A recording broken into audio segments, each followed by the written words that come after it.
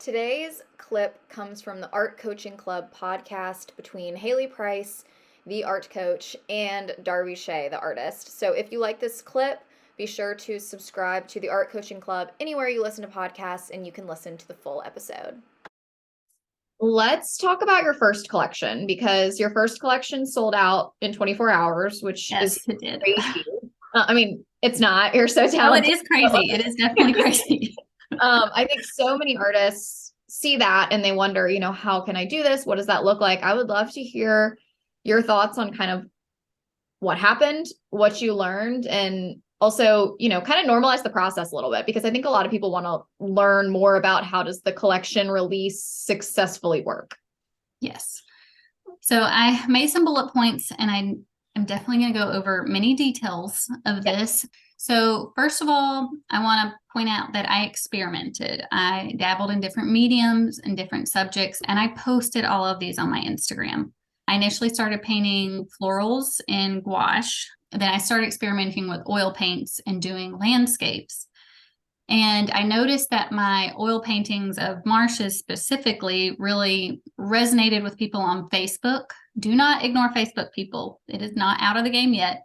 And Instagram. So I got definitely more attention. And those were the first paintings that I would say people were commenting, is this for sale? So I think that's the first step in determining what you're going to do for a collection, is what are people already asking to buy so I think it's important to experiment and then show your work, and then based on what people are responding to, I think that's a good thing to form a collection of what people are already wanting to purchase. And that was my marsh paintings. So, and I think if it's your first collection, I also think why mine was successful is because I started small.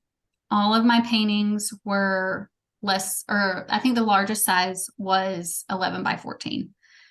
And that's because I was forming a new audience and collector base. Like, they have to grow with you. They had to grow with me. A lot of them were my age, and I can't afford large paintings. And I say they were my age because a lot of my collectors were people that I went to school with, or friends of my friends.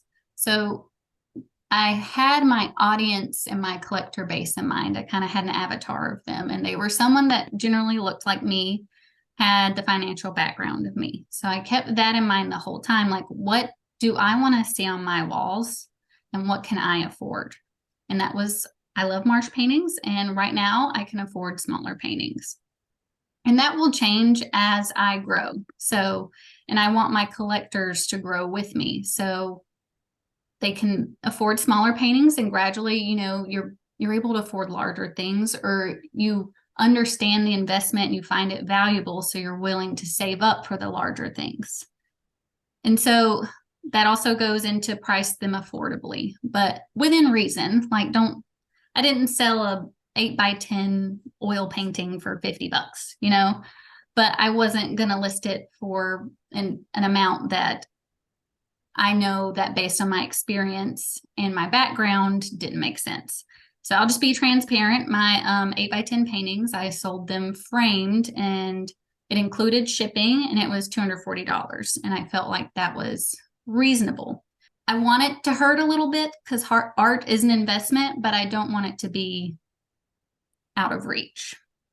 As I was forming my collection, I was posting on Instagram, I was posting on Facebook. And then I also started my email list, and I marketed them sort of simultaneously. So I would post a marsh painting that was going to be in the collection. In the captions, I would put, if you are interested in purchasing one of my paintings, please click the link in my bio or DM me your email. That way I can add you to my collectors list. And then along with that, I advertised that everyone on my collectors list is going to get exclusive 24-hour access to the paintings before the rest of the public. So I was doing them both at the same time, building my collection and also building my email list, or collector's list, as I call it. You can call it whatever you want. And then I talked about the paintings wherever I could. So like I said, it was Instagram, Facebook, email list. I talked about it with my coworkers. I didn't bring it up, but if somebody asked me about, hey, I saw your painting on Facebook, like I wasn't like, oh yeah, it's fun. I do it sometimes. I was like, yeah, I'm really enjoying it. I'm building a marsh collection. If you're interested, like send me your email and I'll sign you up. So I wasn't shy about it. I didn't underestimate it. I definitely talked a lot about it. Leading up until the launch, I released an email with a lookbook. I think this was very important. So a lot of people I follow, they don't release a lookbook. And when I say a lookbook, I mean I give a week in advance. I created a separate page on my website that shows the painting, the dimensions, and the price. And I sent it out to them a week in advance. That way, they could see if they had the funds to discuss with their spouse, like, hey, is it okay if we get this painting? That way they had a week to decide if they could actually invest in the art. And then I released the collector's list email opening the paintings to everyone on the list, and it was password exclusive. And then they were sold out by the next day when I was releasing it to the public, which I was shocked. And I do want to point out, I did know probably 60% of the people that bought the paintings. The rest were strangers that found me from Instagram. But I will say all the friends and family that purchase paintings are friends of friends. They were aware of everything through Facebook and signed up for my collection release through Facebook. So that's how that happened. And I was shook. That's great. I have a couple of questions. First, did you have an email list before, or was that like the launching point? So I did not have an email list before I decided I was going to do a marsh collection. And then I think what also helped is I probably worked 3 or 4 months on this marsh collection because, like I said, I'm a physical therapist. I was a new mom. Like, it was a very slow process. So I think if your collection releases are a shorter timeline, probably start building the email list before. And yes, so I definitely had probably 3 or 4 months to build up my collector's list and my email list before my collection release.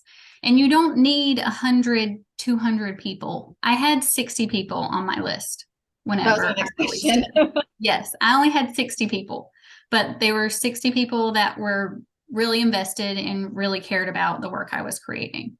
Right. Well, and that's the thing with email. Like, anyone can follow you on Instagram, but for me to sign up for somebody's newsletter, I either have purchased from them, really want to purchase from them, or want to learn more about them or something they're offering, which probably means I'm going to buy from them. So yes, you can get, I mean, even when I, put something on Instagram that's like, drop your email, even 1 or 2 emails, I'm like, great, that could be a purchase, and sometimes I think people get disheartened by that, but I'm like, even if your email list is 20 people, if 2 of them buy, that's great. I mean, yes. we're not complaining. Yes, my favorite emails are when I get an email notification that someone's joined my collector's list. Mm-hmm. And I do want to say, like, you have to ask for it. They're not magically going to come. So these people that subscribed, I got the most subscribers when I just posted a little blurb on Instagram or Facebook saying, hey, do you want to join my email list? Drop your email below. Like, rarely do I get people join without me asking. And I know that's hard as an artist. We just want to create, but you do have to kind of be your own champion and advocate for yourself. They don't magically come. That would be amazing. But right. And I think that's with anything. We are trying to sell something, so you have to be a little salesy. And I think that's a lot of people's biggest fear. But once you get over the hump, you realize people want you to ask because they want to know it exists. Like, I've found that.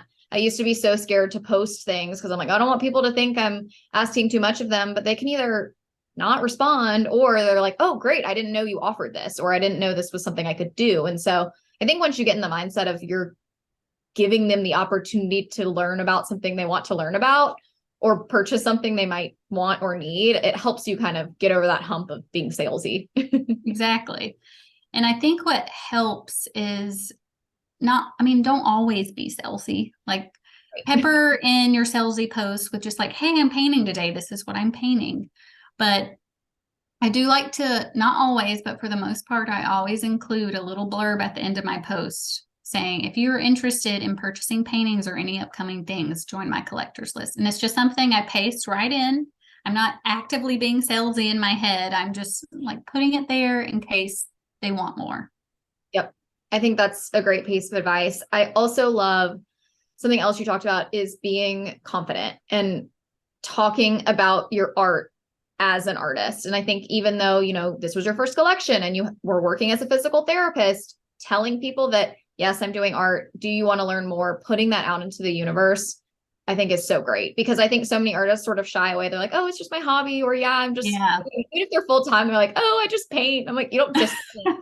But I do it too, and so I think we all do it. Yeah. But I think that's a great piece of advice, because one, we need to be all more confident in ourselves, but also I do think it can lead to results. Yes. And I want to say, when people ask you about this, generally they're not being that. They're not just being nice. Like, they want to know. There's not a lot of, I don't know any other artists personally, like in my life. So it's a very, not rare, but atypical career path. So when people are asking, like, they want the details, they want to know about you, they want to know what you're doing, because it's unusual. So Right. embrace that. Yeah, people find it interesting. It's honestly a great conversation topic. I mean, it's weird to just talk about yourself. Yeah, it is. Yeah. Care. It's, they're not asking necessarily their accountant friend like about their Right. job. They're asking you because it is unique and not traditional. Exactly. Exactly. I think the smartest thing you said, I keep saying like, this is great, but the Well, lookbook thank you. a week early. So I think Yes. a lot of people send out, or some people don't do lookbooks, but I think some people that do will do it a day early, or will do a preview, or there's a lot of different ways you can do it. But I think the week is key, because the biggest mistake I see with launches is, especially if you're selling bigger work or more expensive work, it takes time, depending on who your client base is. We'd all love to have clients where money, isn't a problem. But Yeah. Just goes on trees.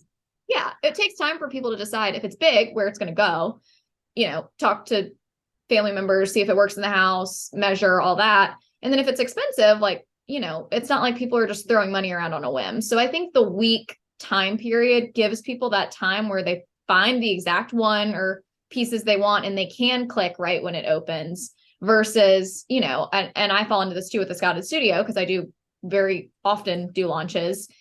I think if you don't do it as early, it's not like people are going to click right when it opens as much. So I think that's something that's really smart, and something I definitely will probably start to implement. Yes. I have found it very helpful.